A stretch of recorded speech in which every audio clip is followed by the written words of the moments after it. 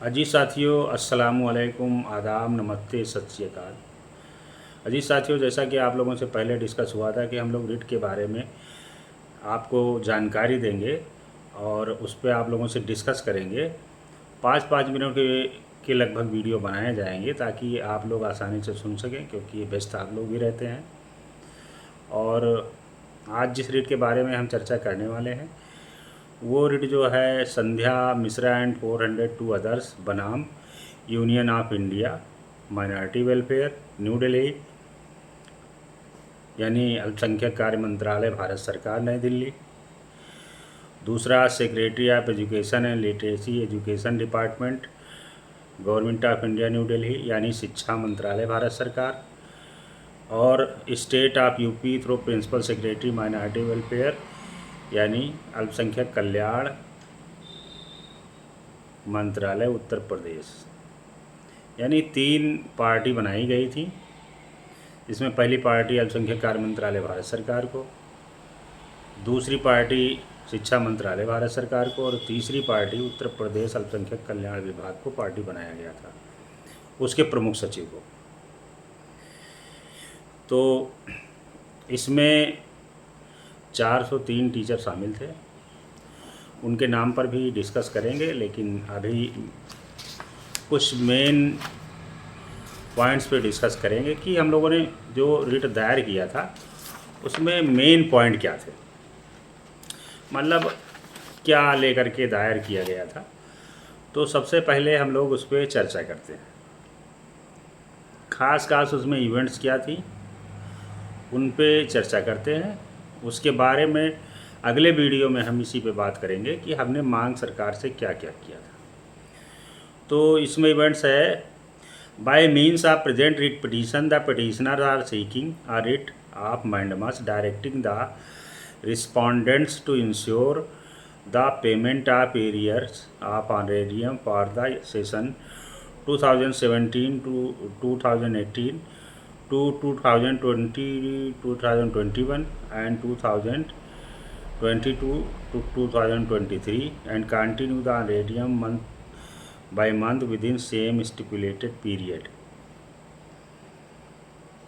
यानी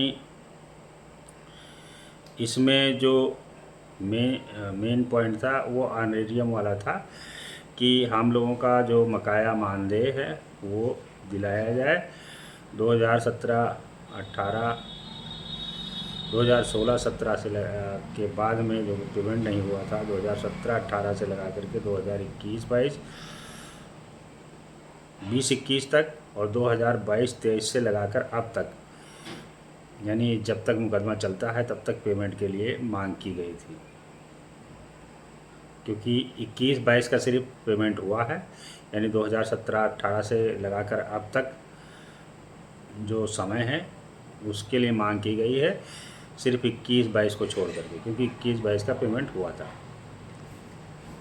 दूसरी चीज़ है कि petitioners are the teachers of modern subject in madrasa. The petitioner are qualified and training teaching the subject science, math, English, Hindi, computer science, social study, general knowledge. यानी petitioner जो है वो qualified आधुनिक विषयों के शिक्षक हैं, जो कि गणित, विज्ञान, English, Hindi, computer science, social study और जनरल नॉलेज की शिक्षा देते हैं। The petitioner of appointed as teachers under the scheme called a scheme implementation of the scheme for providing quality education in मदरसाज।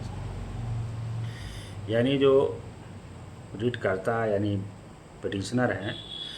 देखिए, पिटिशनर कहते हैं जो मुकदमा दायर करता है, यानी हम लोग पिटिशनर हैं, और जिनके खिलाफ़ मुकदमा दायर किया गया है उनको रिस्पोंडेंट कहते हैं, यानी प्रतिवादी कहते हैं।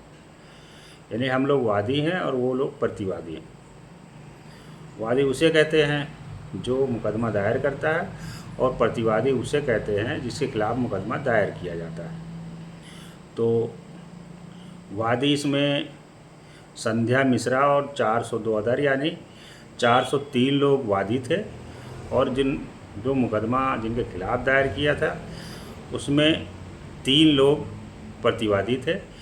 पहला भारत सरकार अल्पसंख्यक कार्य मंत्रालय के प्रमुख सचिव, दूसरा भारत सरकार के शिक्षा मंत्रालय के प्रमुख सचिव, और यानी उसमें शिक्षा साक्षरता विभाग के प्रमुख सचिव, और तीसरा अल्पसंख्यक कल्याण मंत्रालय उत्तर प्रदेश सरकार के अल्पसंख्यक प्रमुख सचिव। ये लोग जो है प्रतिवादी थे। तो चौथा पॉइंट इसमें यह था कि the department of school education and literacy, ministry of education, government of India has formulated A scheme called SPQEM as referred above, which ensured the appointment of teachers, which was exclusively sponsored by the central government in different madrasa. In order to provide the grant in it, the state government formed a committee which in turn has been authorized for the purpose of undertaking the task of modernization of education system in madrasa. यानी भारत सरकार ने एक scheme चलाया था जिसका नाम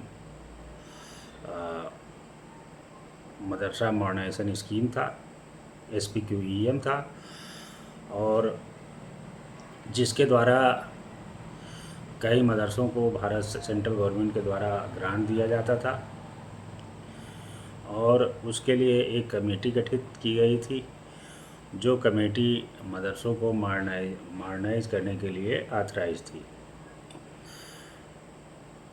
तो और